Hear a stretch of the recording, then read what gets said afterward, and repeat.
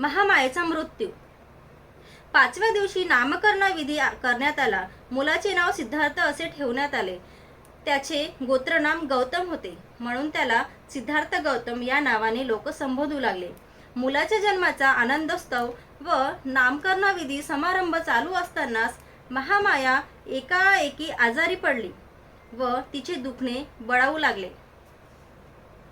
आपल्या अंतःकाळ जवळ आला आहे असे ओळखून तिने राजा सुद्धोधनाला व प्रजापतीला आपल्या रुग्णशय्येजवळ बोलविले आणि म्हटले, माझ्या मुलाबद्दल असित मुनीने जे भविष्य वर्तविले आहे ते खरे होईल याचा मला विश्वास वाटत आहे. मला दुःख एवढेच वाटते की ते खरे ठरलेले पाहण्यासाठी मी जिवंत राहणार नाही.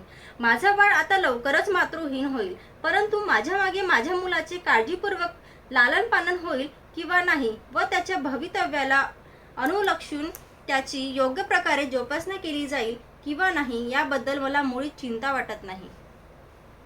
प्रजापती, माझे बाळ मी तुझ्या स्वाधीन करत आहे.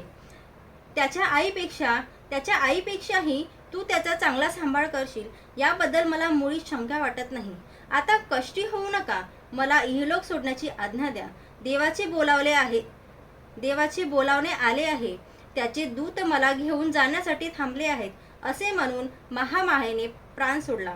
शुद्धोधन व प्रजापती या दोघांनाही दुःखावेग अनावर झाला व त्यांनी रडून आक्रोश केला. सिद्धार्था मातेचे देहावसान झाले तेव्हा तो अवघ्या 7 दिवसाचा होता. सिद्धार्थाचा नंद नावाचा एक धाकटा भाऊ होता. शुद्धोधनाचा महाप्रजापती पासून झालेला तो पुत्र होता. सिद्धार्थाला याशिवाय अनेक चुलत भाऊ होते. महानव व अनुरुद्ध हे त्याचा चुलता शुक्लोदय याचे पुत्र. आनंद हा त्याचा चुलता अभितोदन याचा पुत्र व देवदत्त हा त्याची मावशी अमिता हिचा पुत्र. महानाम हा सिद्धार्थापेक्षा वयाने वडील होता व आनंद हा लहान होता. त्यांच्या सोबतीत सिद्धार्थ लहानाचा मोठा झाला.